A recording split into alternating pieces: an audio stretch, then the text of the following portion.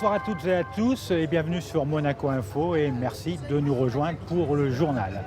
Au sommaire de cette édition.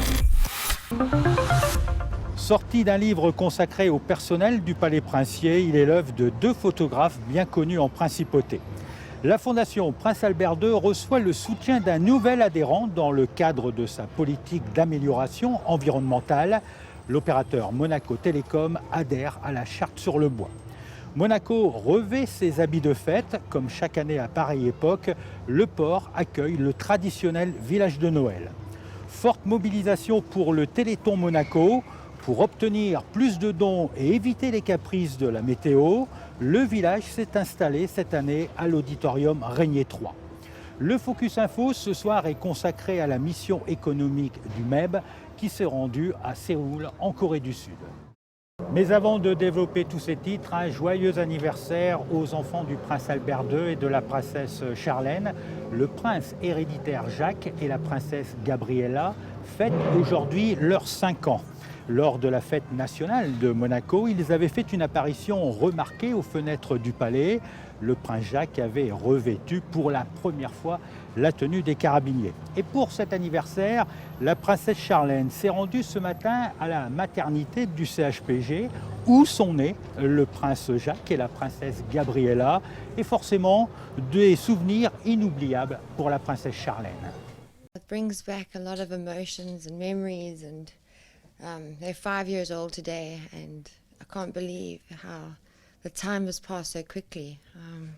It's a bit of sadness and joy as well. I don't know how to explain it, but yeah, it's great to be back in the maternity ward, seeing other babies and everything. Sweet. Well, it's a wonderful opportunity to come and see the ward, as I hadn't been here before. It's a great initiative to donate blood at, I can't say at any festive season or at any holidays, but all the time. I think giving blood gives hope. I think it's a responsibility and duty to humankind that we give life and hope to people, and especially at this time. Les artisans du Palais Princier mis en lumière par deux photographes bien connus ici en Principauté. Il s'agit de Jean-Charles Vinage et Olivier Hutel. Ils viennent de sortir un livre consacré à tout le personnel du Palais Princier, tout corps de métier confondus, et une exposition privée s'est tenue au Palais en présence du souverain. Christine Thomel y était. Plus de 300 clichés en noir et blanc pour mettre en lumière les métiers de l'ombre du Palais Princier. 126 artisans œuvrent chaque jour avec ferveur, fierté et dévouement au sein du palais ou du Rocagel. C'est vrai qu'on ne connaît pas forcément l'activité qu'il y a au sein du palais, et il y a quand même environ 130 personnes qui travaillent chaque jour. Donc on voulait montrer un petit peu leur travail, et en parlant, en évoquant un petit peu ce sujet, c'est vrai que les personnes extérieures ne connaissent pas du tout ce monde-là.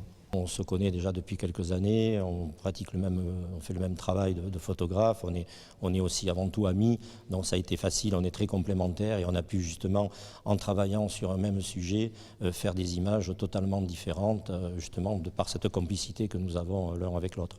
Un panel de métiers souvent peu connus du grand public, voire même inconnus, dévoilés dans un ouvrage et dans lequel chaque métier est expliqué, de l'électricien au fleuriste, en passant par le valet ou encore par le tailleur.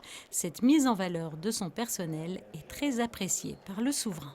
Il y avait eu déjà plusieurs articles, il y avait eu quelques reportages filmés de la vie et des métiers du palais, mais un livre aussi complet, et vraiment exhaustif sur tous les métiers du palais, sur toutes les personnes qui non seulement travaillent au palais, mais qui le font vivre au quotidien.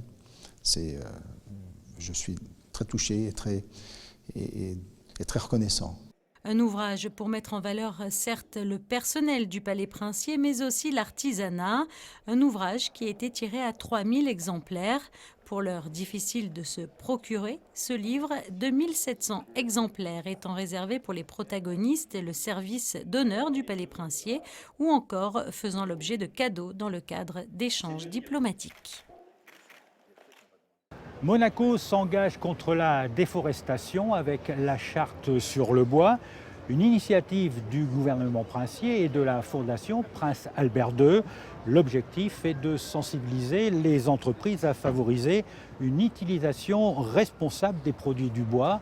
Et à cette occasion, Monaco Télécom est devenue la 59e entreprise à adhérer à cette charte. Monaco Télécom devient un nouvel adhérent de la charte sur le bois. Un programme lancé en 2011 par la Fondation Prince Albert II, aux côtés du gouvernement princier, de MC2D et de l'IMED. L'objectif est d'encourager les entreprises monégasques et les pouvoirs publics à utiliser du bois issu de forêts gérées durablement.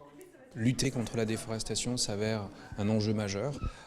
Déjà à l'époque, encore plus aujourd'hui, l'actualité en témoigne tous les jours, l'Amazonie, les feux en Afrique, les feux en Sibérie. Il y a une demande croissante et pressante sur cette ressource naturelle qui impose d'améliorer les choses, de gérer durablement et de raisonner aussi, d'éduquer les consommateurs comme les entreprises aux solutions existantes. Et parmi les solutions existantes, c'est réduire sa consommation, dans la mesure du possible, bien entendu. L'opérateur monégasque remet par ailleurs à la Fondation Prince Albert II un chèque de près de 17 000 €, résultat d'une réduction drastique de sa consommation de papier. Les gens qui veulent garder une facture papier payent un montant par mois. D'accord ? Suite à un certain nombre de discussions, notamment avec le gouvernement et avec le Conseil national, on avait pris 2 décisions il y a 1 an. La première décision, c'est que effectivement, nos anciens, eux, qui peut-être auront plus de difficultés à avoir accès au numérique, doivent pouvoir avoir accès à un service de facture papier gratuit, dont acte. Deuxième idée, finalement, les autres payent 5 € par mois, mais Monaco Télécom n'a pas vocation à garder ces sommes, puisque c'est des sommes qui sont collectées pour justement essayer d'inciter tout le monde à aller vers un comportement et un développement durable. Donc tout naturellement, on s'est dit, pourquoi pas reverser l'ensemble de ces sommes à la Fondation Albert II, qui, elle, est très investie dans la protection de la filière bois. La somme reversée contribuera à soutenir des projets liés à la préservation des forêts et de la biodiversité qu'elles abritent. Près de 60 entreprises monégasques se sont déjà engagées à adopter un comportement exemplaire en adhérant à la charte sur le bois.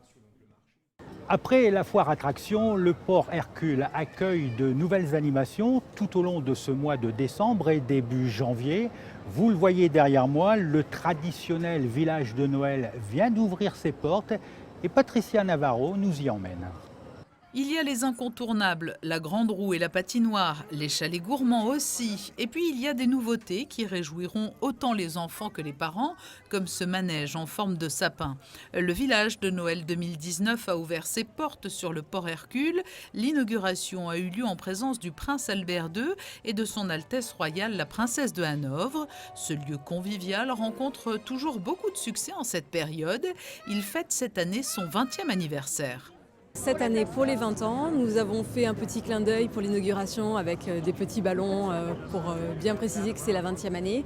Et puis nous avons choisi de retourner un petit peu dans un classique pour ce thème, donc un Noël blanc avec la maison du Père Noël, les rennes, les chiens de traîneau et tout ce qu'on imagine dans le Grand Nord en cette période. Et ce village de Noël est dans l'air du temps puisqu'il s'inscrit dans une démarche éco-responsable. Plusieurs initiatives ont été prises pour en faire un marché vert.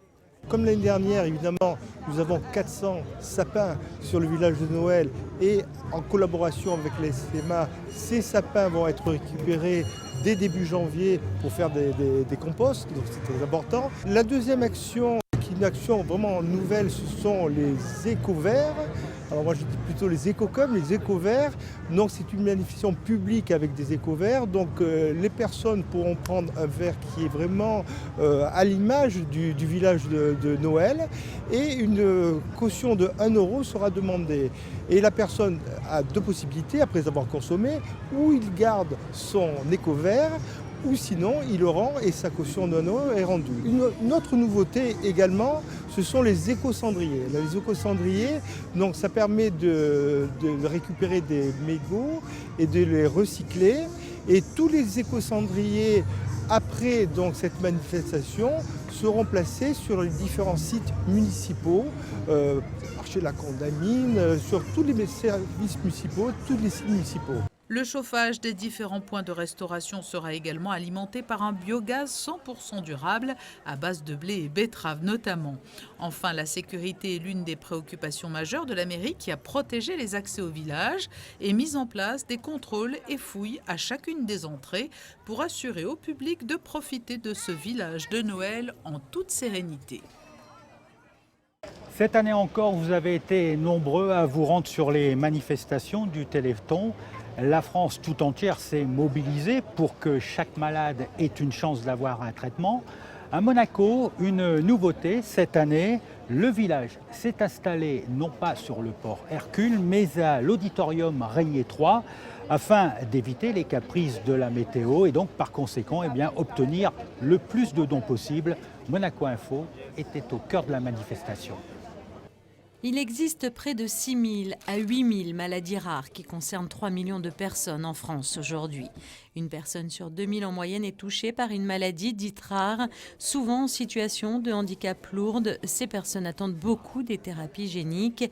C'est pourquoi les innovations scientifiques, médicales et sociales sont si importantes. Et grâce à la mobilisation de tous, l'espoir fait avancer des milliers de familles. Le thème du Téléthon cette année est toujours plus haut.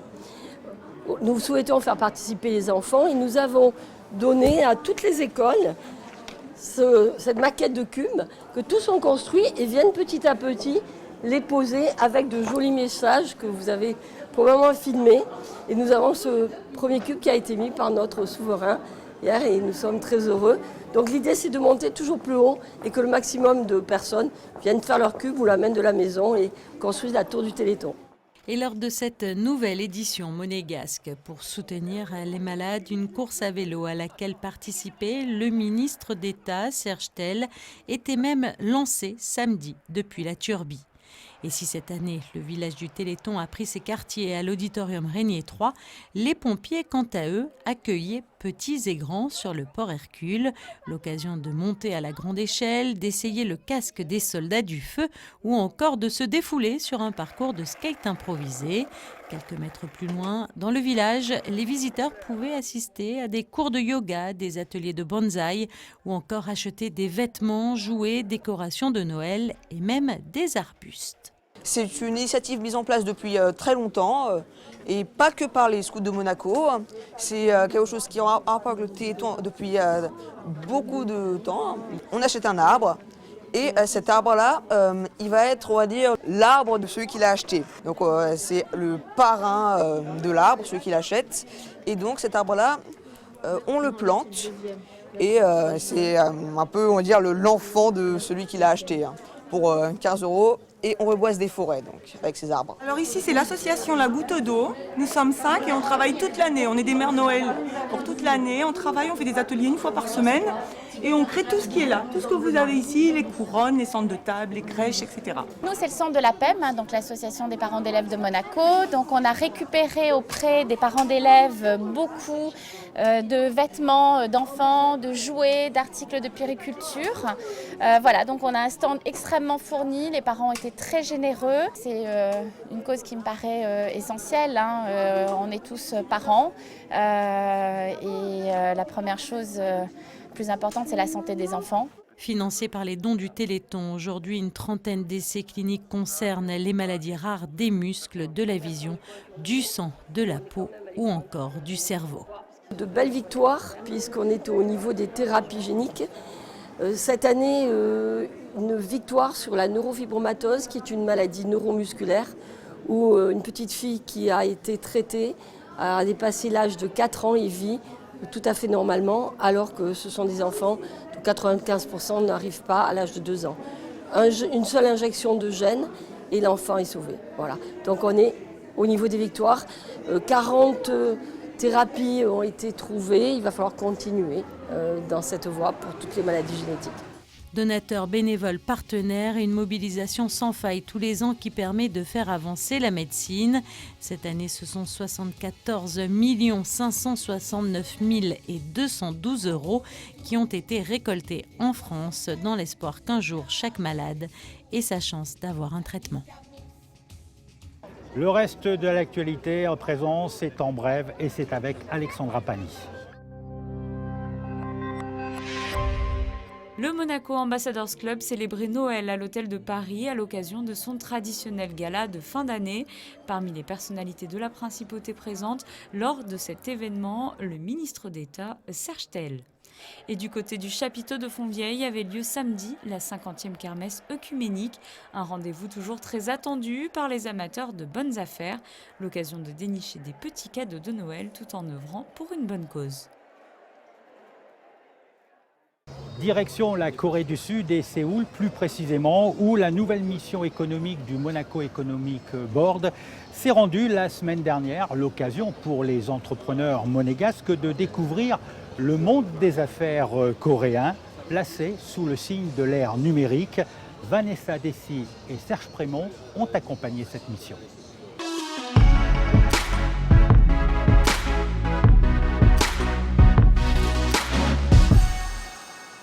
Deuxième puissance économique mondiale, la Corée du Sud possède l'indice de développement humain le plus élevé d'Asie de l'Est. Séoul, capitale et plus grande ville du pays, compte une population d'environ 11 millions d'habitants.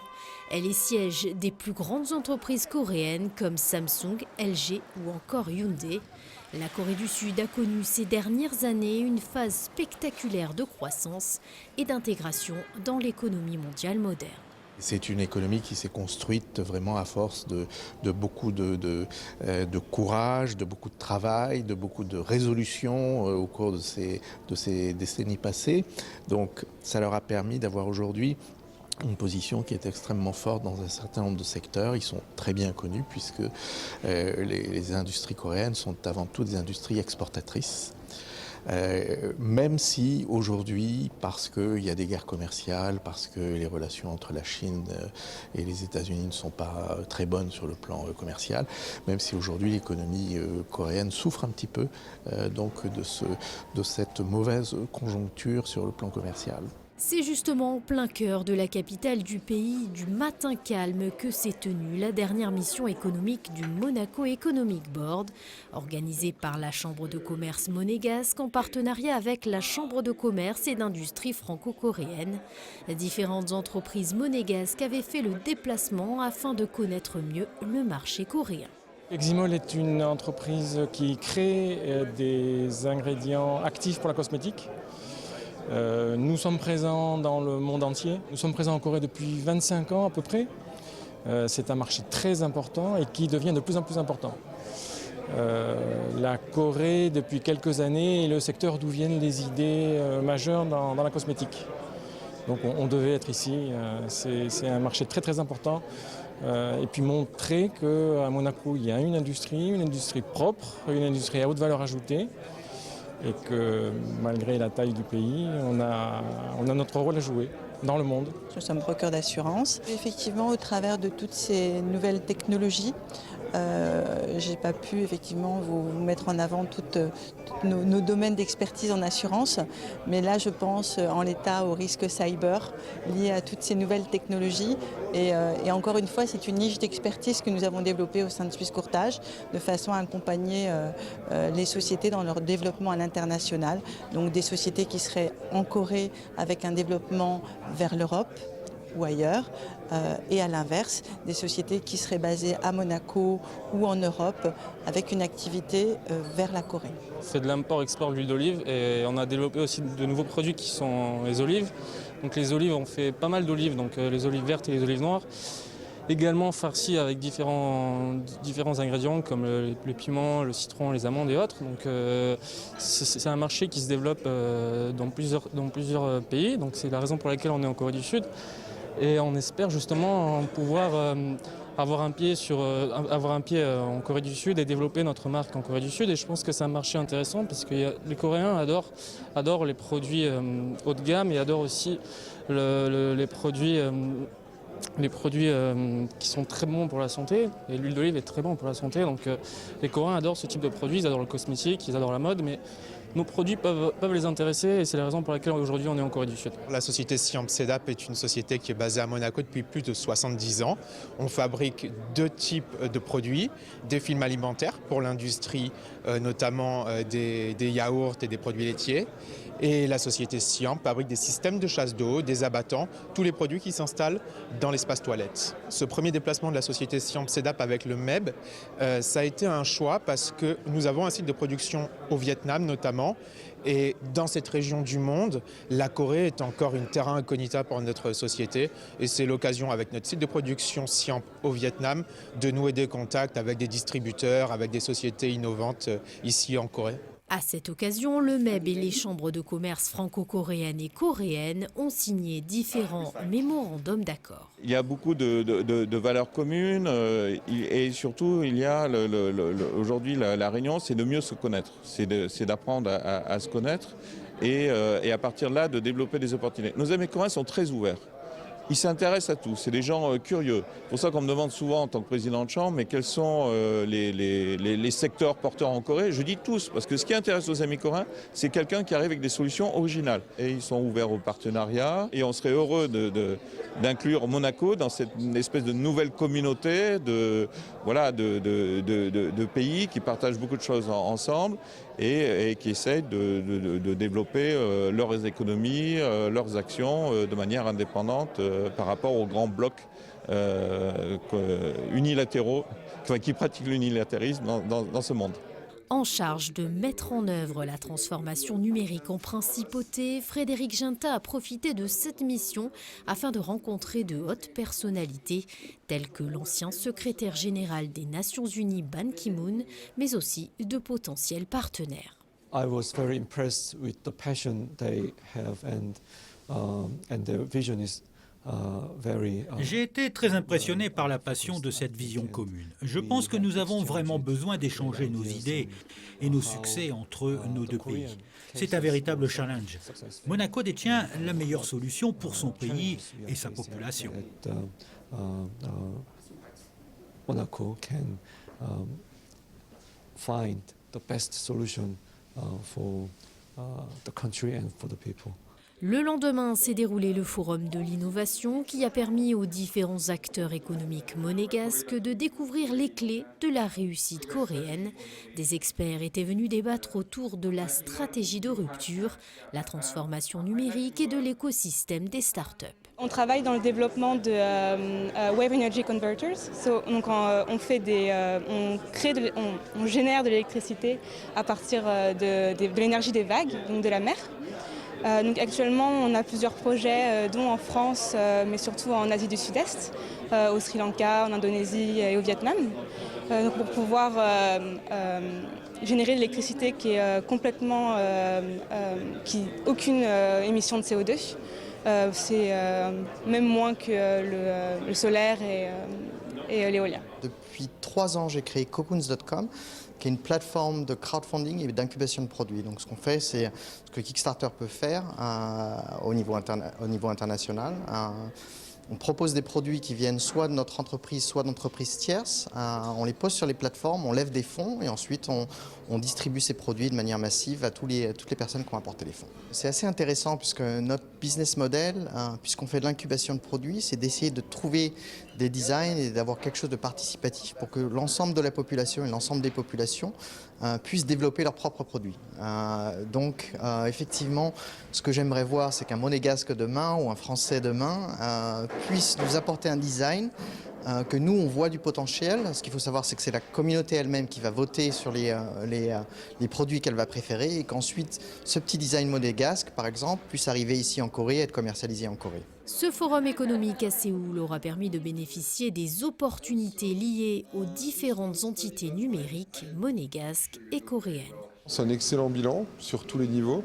D'abord au niveau politique, où on a pu présenter à de nombreux décideurs coréens l'ambition de la principauté sur les sujets économiques et numériques, soit différents maires, ministres. Deuxièmement, un bilan économique monégasque, où nos entrepreneurs qui correspondent aux forces vives de notre pays ont pu rencontrer et nouer des premiers contacts avec l'écosystème coréen. Et enfin, je pense à un bilan politique où, après ce voyage, la principauté, et notamment grâce au travail du MEB, est mieux connue, mieux représentée, je dirais même moins caricaturée et mieux comprise. Donc sur les 3 aspects essentiels de la mission, je pense que ça a été un beau succès. Afin de clore cette mission économique, la délégation a participé au 30e gala de la Chambre de commerce franco-coréenne, un événement prestigieux qui s'est déroulé sur le thème Extended Monaco. La transition numérique et le dynamisme économique de la principauté ont été mis en lumière devant près de 800 convives. Ce fut une mission absolument exceptionnelle. Pour 2 égards. Le premier, nous avons réussi à amener ici 15 entreprises monégasques qui ont pu connaître les entreprises coréennes, qui ont pu aussi connaître la façon dont se passe le business en Corée. Et puis, parallèlement, nous avons pu nous renseigner sur l'ensemble de tout ce qui fait la Smart City à Monaco. C'est-à-dire quelles sont les connexions, quels sont les buts, quels sont les outils qui ont été mis en place. Et tout ça, c'est un ensemble qui est absolument exceptionnel parce que vraiment, on a fait une mission duel. Et le prochain rendez-vous pour le Monaco Economic Board se tiendra le 20 janvier prochain avec le 37e rendez-vous des adhérents, l'occasion pour le MEB d'annoncer son actualité 2020. Que nous réserve le ciel pour demain et pour les prochains jours? Tout de suite, ce sont les prévisions de la météo. Après ces derniers jours de beau temps, le ciel se couvrira de nouveau pour la journée de mercredi. Les températures seront fraîches avec seulement 3 degrés au lever du jour et 9 degrés au plus chaud de la journée. À partir de jeudi, retour du soleil jusqu'à samedi. La journée de samedi sera d'ailleurs très agréable avec 15 degrés d'annoncés. Dimanche, retour des nuages. Nous débuterons la semaine prochaine avec un lundi très instable, nuages et averses au programme. C'est la fin de notre édition. Merci de votre fidélité. Merci de nous avoir suivis. Passez une agréable soirée sur Monaco Info.